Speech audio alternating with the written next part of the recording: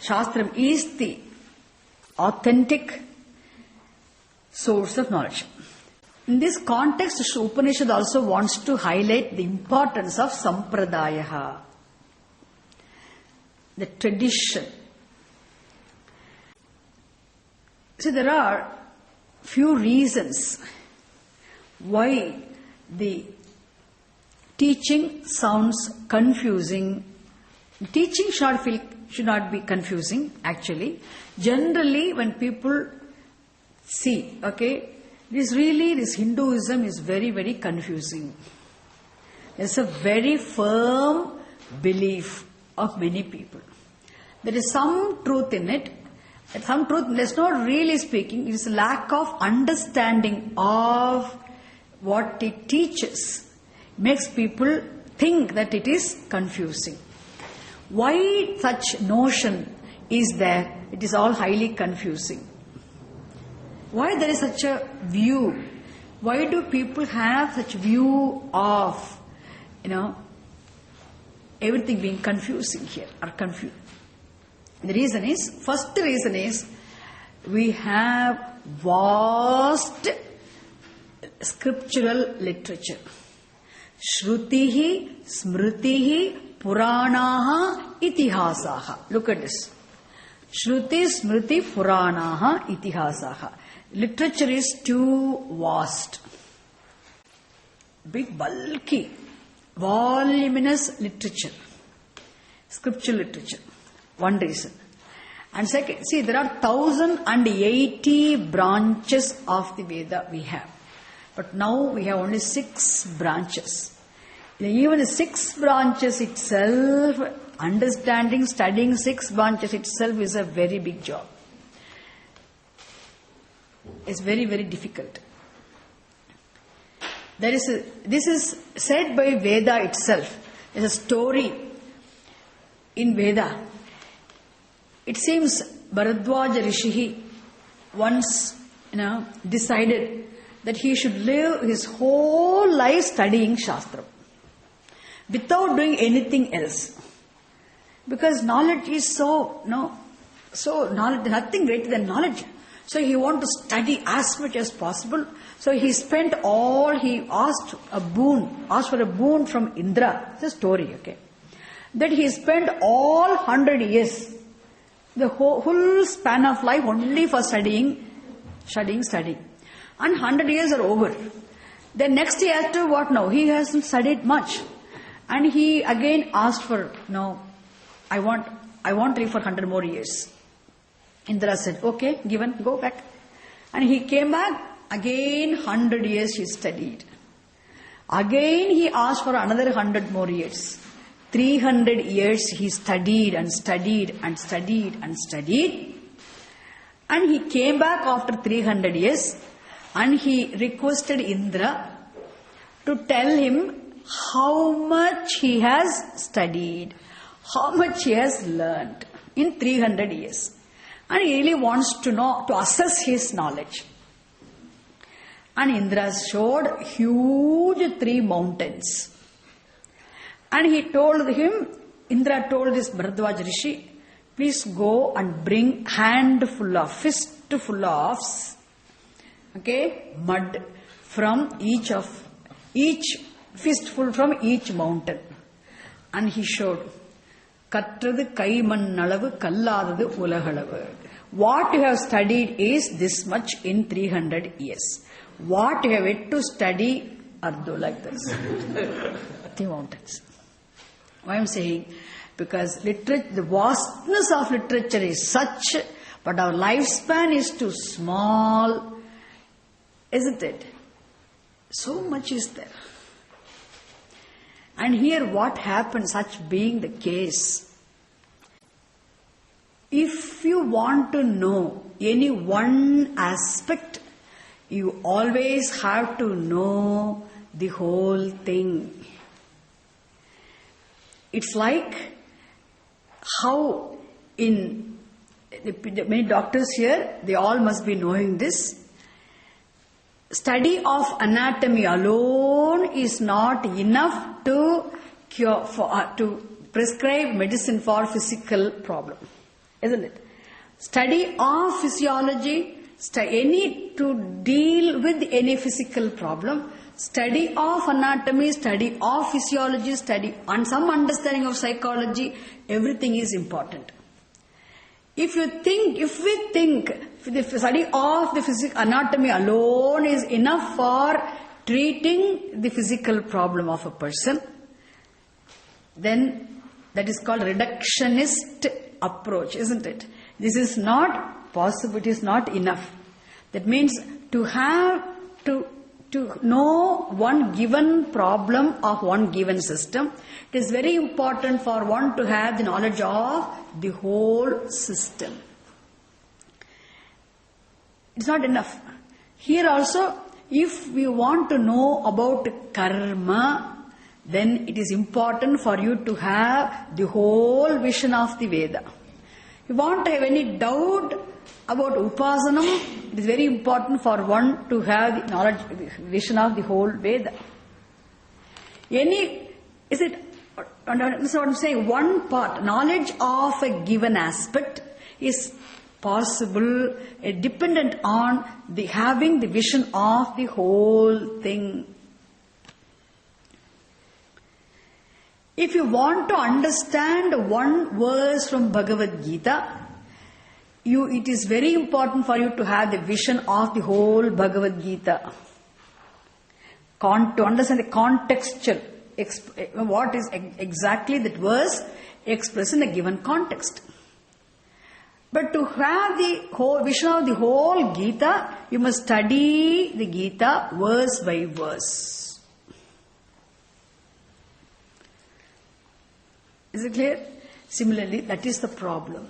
If you have any doubt here, whether it is, the marriage, whether problem in anything you want to know, how the marriage life should be, how the brahmachari's life should be, how the karma should be performed, how one should conduct in this situation, what should I do, to know anything with reference to Veda.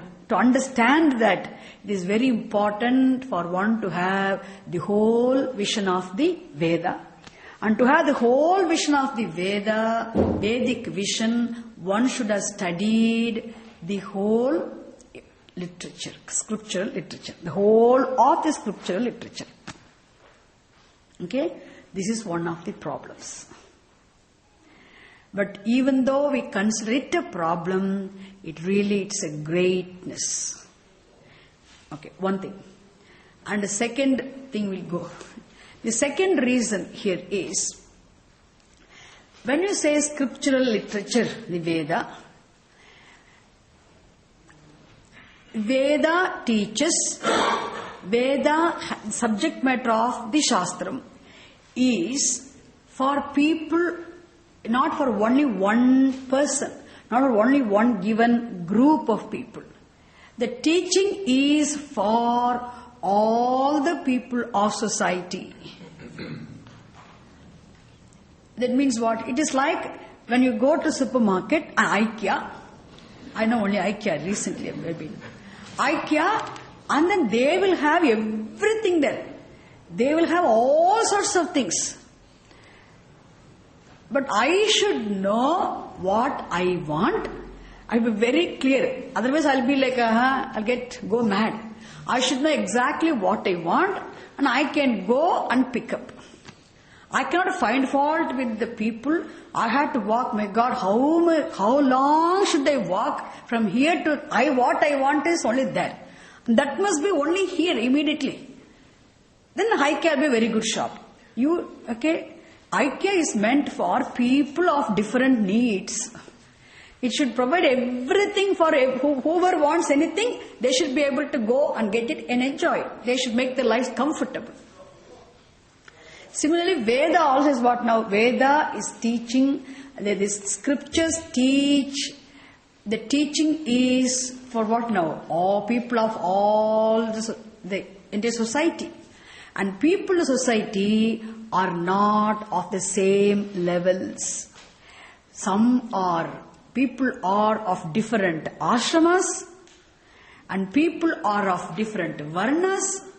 And people are of different, in the spiritual development of people also of different, people are of different levels. So the teaching cannot be the same for all the people. One person in Bhagavad Gita we have this. For now, sometimes we say, come on, worship Bhagavan in this one form. And for some people we said, see Bhagavan as the whole universe.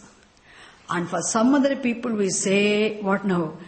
Where Bhagavan is of the nature of formlessness. You ask a person to worship one form, and you tell the person to worship Bhagavan in the form of as the whole, and you also say Bhagavan is of the nature of formlessness. Eka rupam, aneka rupam, arupam. And one place we emphasize in Mundaka Upanishad, the karma is condemned. Performance of ritual is condemned.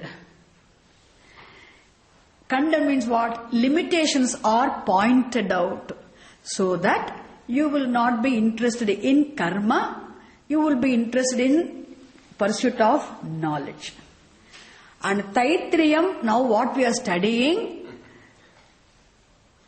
they yanyana vadyani karmani tani tvayopasyani tani sevitavyani pitrut danam, do all the karma, do that karma, all the panchamaha yajnas, deva yajna, perform rituals, offer oblations to Bhagavan. So karma is prescribed. Look at this. Taittiriya Upanishad emphasizes, presents the Dharma Shastra. And in Mundaka, Dharma Shastra, karma is, the limitations of karma are pointed out, mentioned. And we go to Mandukya Upanishad, I tell you, the concept of Ishvara is condemned.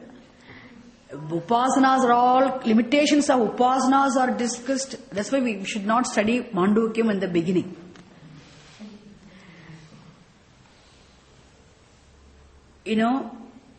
Only Brahma Swarupa Nididhyasanam alone is emphasized, highlighted. Upasanas, limitations of upasanas are mentioned. Performance of rituals are condemned. Everything, even Ishvara is not at all condemned actually there. Suppose if somebody starts studying Mandukya Upanishad without the help of a teacher or translations, what? It will sound like an atheist Upanishad. It is not atheist Upanishad. That means what? Different, isn't it? So why karma yoga is emphasized and karma is condemned? How can one live a life of karma yoga if karma itself is not recommended and jnanam is praised? That is where Arjuna had the doubt in 3rd chapter of Bhagavad Gita. The very first question of 3rd chapter, first verse opens with the question by Arjuna. Krishna, what is this? You are praising karma, you are also asking me to do karma. You are praising jnanam, but you are asking me to do karma. Contradiction. You are praising karma, you are praising jnanam as the only means for moksha, and you are asking me to do karma. And you say, ahimsa paramo dharma, and you ask me to go and fight. Contradiction, isn't it? Okay, that's a different topic. Anyway, I'll come to this here. Now, what I want to say, this Shastram, mainly, that's not the point here I want to say. Actually, the teachings are for people, different teachings for different people of different levels. People of different levels. All the teaching are there. But who should be taught, who should take what? Who should follow what? That doubt comes. Oh, so now we don't need to go to temple, don't need to worship. All this are very, very preliminary. The meditation is the way. Some people say this. That doubt comes. Some people feel very upset. Why only meditation is the way? What about this worship and prayer? Because Shastram, one place, it emphasizes what now? Worship, prayer, performance of ritual, disciplines are emphasized. One place, these are all secondary, not necessary. But who should follow which teaching? That is not clear. Okay? Because it is like, when you prescribe a medicine, whether it is for Asian or they had problems. Asian, the blood report itself differs.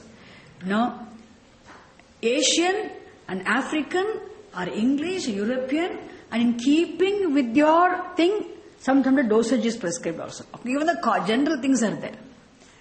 And keeping the intensity of this is dosage varies from person to person. Medicine varies from person to person. Food varies from person to person. Why? Because what your system needs should be given. Similarly, emotionally, intellectually, spiritually, in keeping with your spiritual development, the sadhana also has to be prescribed. Sadhanas are different for people of different levels.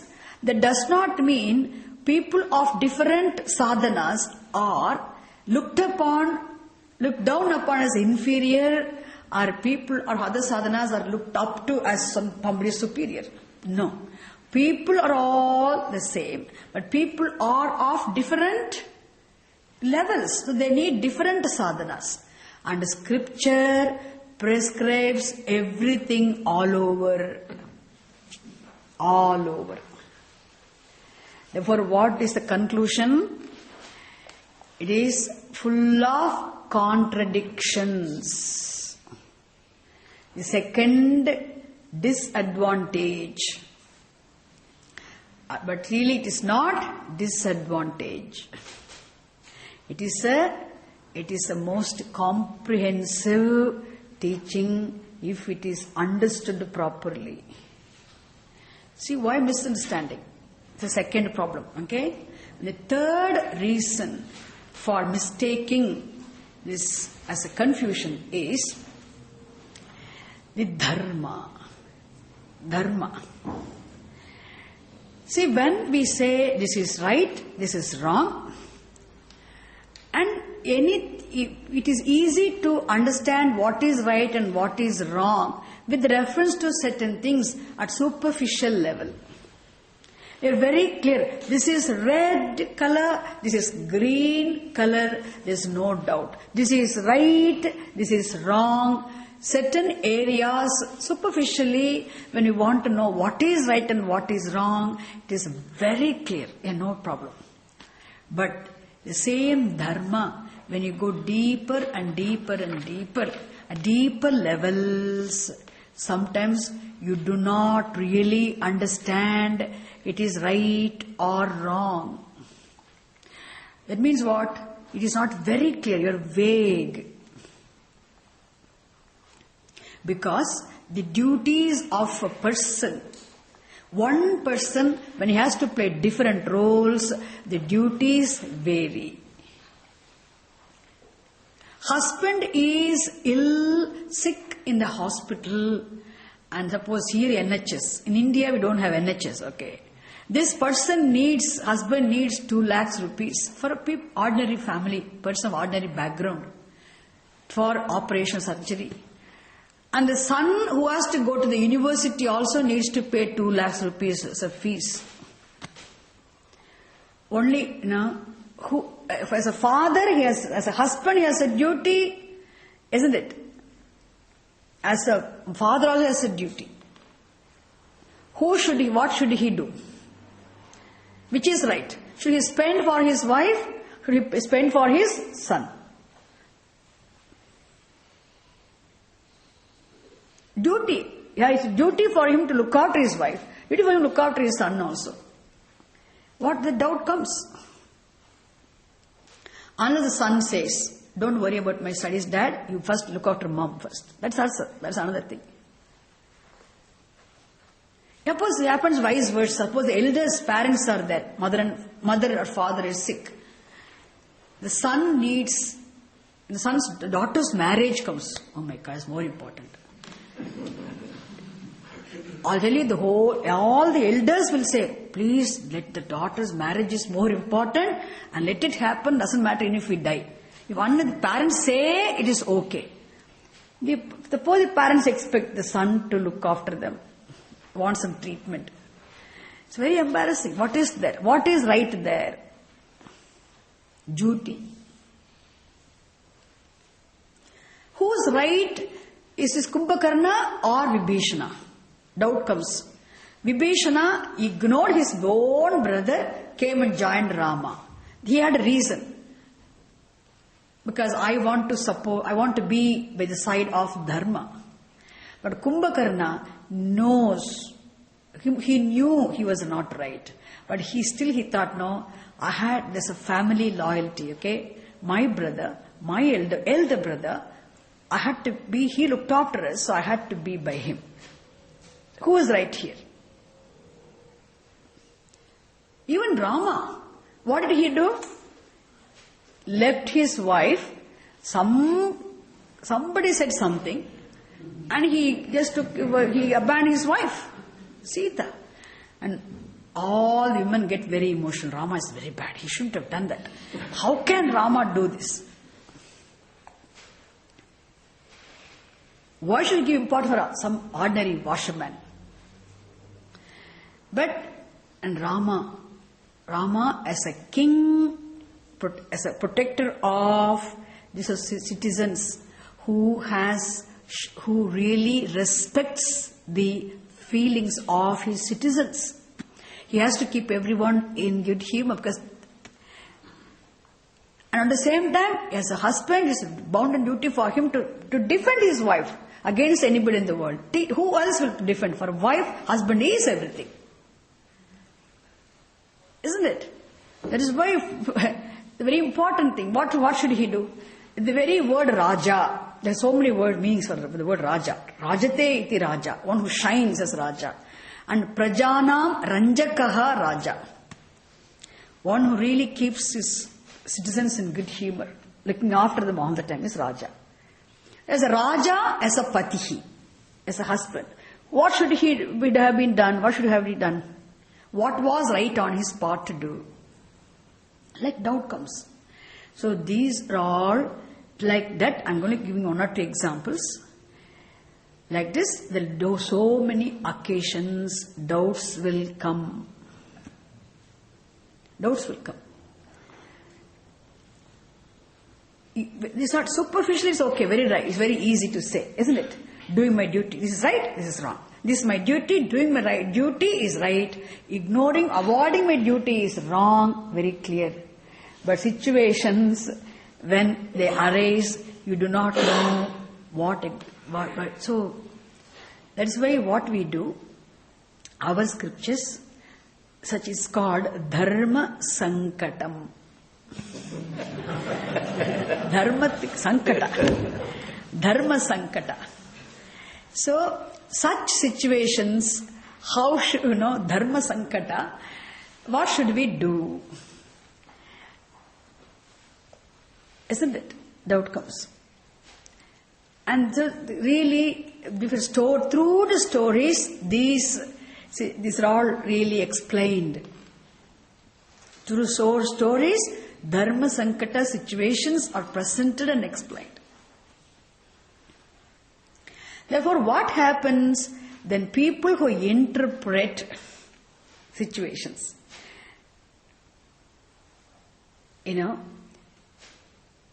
different interpretations, and they're very subjective, heavily subjective. Now, what we say is, Dharma is not the absolute. Dharma is relative.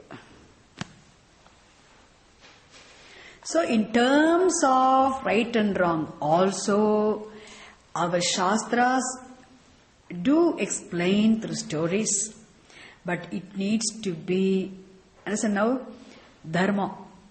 These are things also make us feel the scriptures leave us behind vague. Third reason. The fourth reason, Vedas, now we have to understand. The Vedas are, all our scriptures are timeless, we say. Timeless Shastra. Kalatita Shastra. Timeless, we say, really, in fact, we can, even if we say 5,000, 10,000 BC, still the scriptures are very, very ancient. When you say very ancient, and the way of life, the whole Shastra has the way of life prescribed there, presented there. So, it presents, it teaches the situations, it presents the few situations, and knowing, understanding which we will understand the spirit of those situations. We have to apply the spirit of those situations, know the whole life when we happen to face new situations in life. I'll give an example. It's like, is Puja Swami, our Swamiji's example. Swamiji gives example of driving, learning to drive. When you go to a driving school, the person with, we have to have elbowed, elbowed, and the person teaches you driving. Now, all the traffic rules you learn with the help of the driving teacher. And the driving lesson itself involves certain, here you also have exam, no? Theory, you have to write exams also, you have to have practical marks also. If it was, I wouldn't have got my driving license ever at all here. No. So driving means you learn certain situations and all the traffic rules, and whatever traffic rules and regulations you learn, and with practical knowledge, isn't it? It's not simply writing exams. And with the person you drive and you understand, and you really get the spirit of driving, understand, and you know few situations you have learned, how to drive here, how to drive there. And with that itself will give you sort of how to drive anywhere, any place, any situation. You don't really, the driver does not take you to all the roads in the city. Every road in the city, every signal he doesn't teach you. He teaches in one given place with certain things. And afterwards you are free enough to drive anywhere.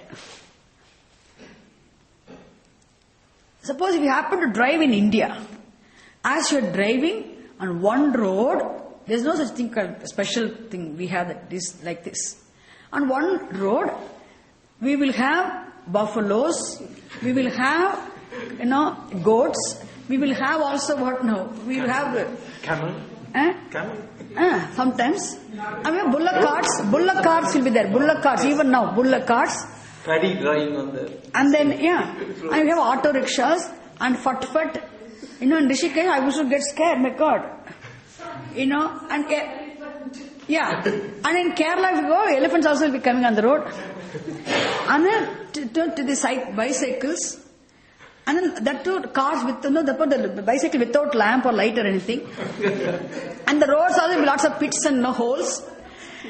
And if somebody drives there, that is why people who come from abroad, they'll say, we will not drive here. No, they have not, that situation is not included in their driving lesson. Isn't it? So like that, it's not, it's Swamiji's example, okay? That means every lesson you have to learn and then go and do is very difficult, like that. Veda also is very ancient. What should be done now, isn't it? Suppose in those days, we should not even cross the ocean, go anywhere, sannyasis. That is why Shankara Mata Acharyas are still sitting in India. They are not coming here. They will not cross the ocean, come.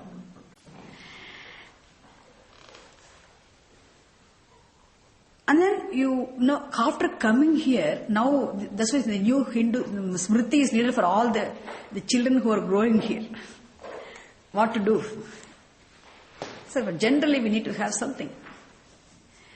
Anyway, so how the marriage should be done, when the marriage should be done, what should be done. For everything there is a thing. Answer, that's it. Any doubt comes, you have to refer what now. What should you follow? Shruti. Shruti, Smriti, Sucharitam. Anushtanam of elders. Doubt comes.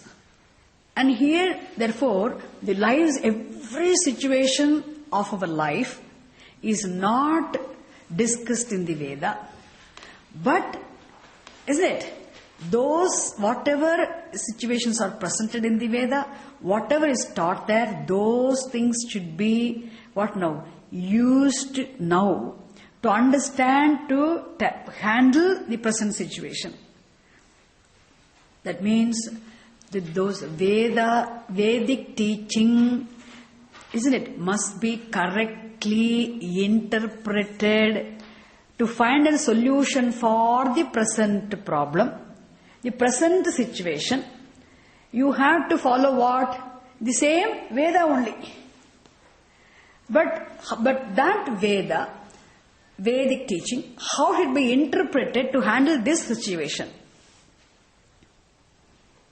Isn't it? Therefore we say it needs a proper interpretation, proper unfoldment. And that unfoldment of the teaching, the interpretation of the teaching, right interpretation of the teaching is also already inbuilt in the very teaching, which is called sampradāya or mīmāmsa. So far, that is why, how to avoid these problems and to see the most beautiful teaching, to understand the teaching being very comprehensive, the only solution is to study this Shastram, to understand it with the help of the teacher. If we study on our own, we will, end up with our own interpretations, justifiable for us, then, we'll be wrong, we'll be misguided.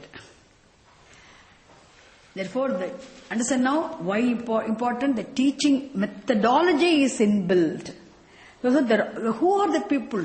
People who have studied the Shastram, lived the Shastram, who revel in the vision of the Shastram, who have thorough knowledge of the Shastram, and who are absolutely non-judgmental and confidential, who are very clear.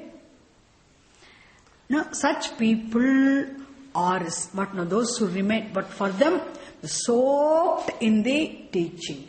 They know how to interpret correctly. Appropriate interpretation they can do. They are called sammarshinaha. Sammarshinaha means what?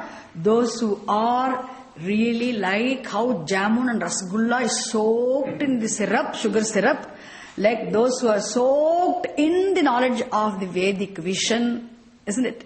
Those who are soaked in this Shastra Jnanam, and such people sammarshinaha, because they have the wide vision, who sees everything as Bhagavan and Brahma, such people, sammarshinaha.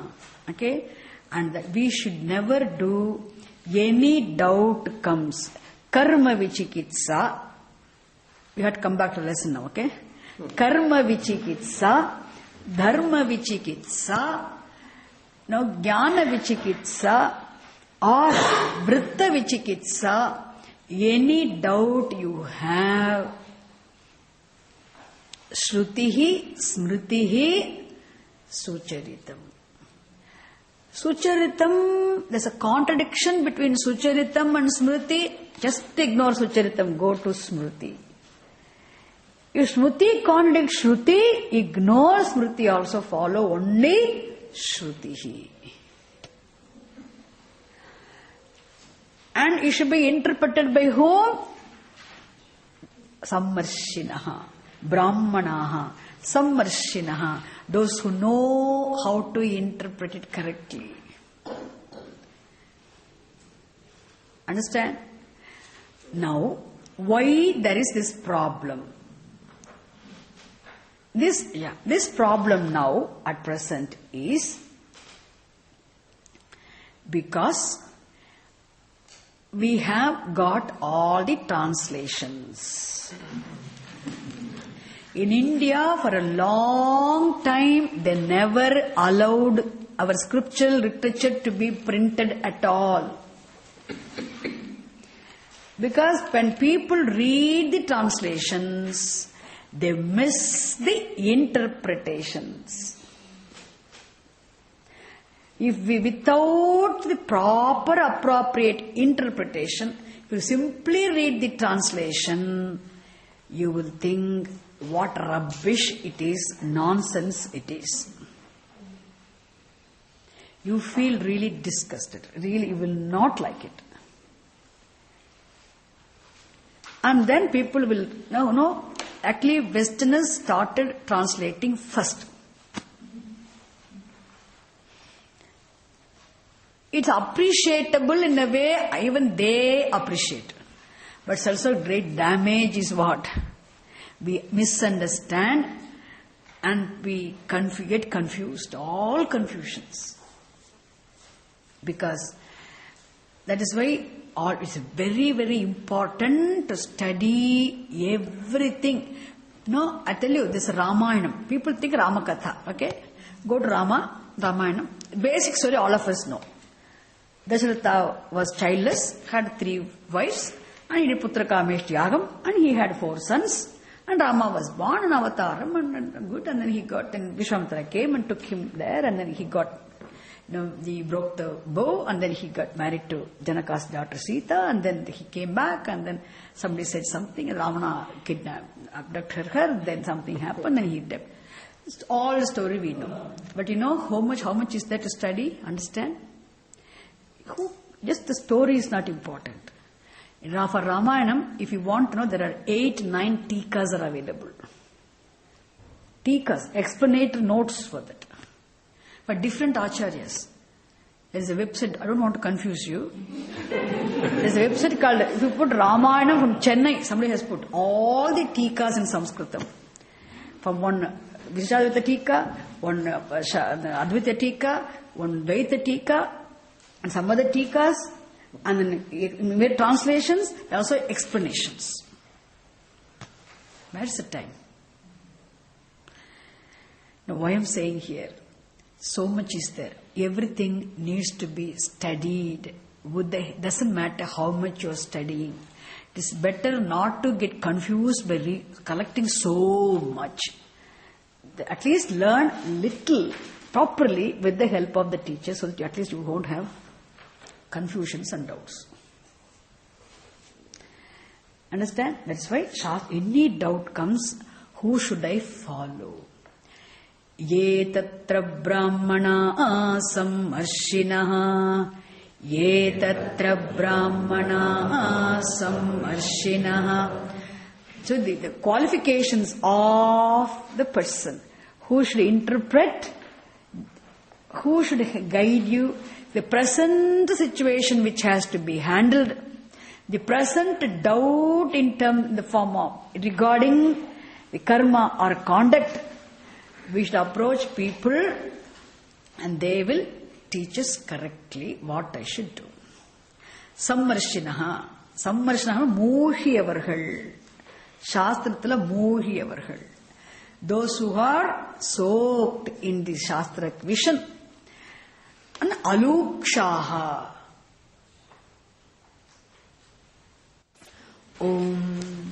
Okay. Please go and have a tea and come back soon.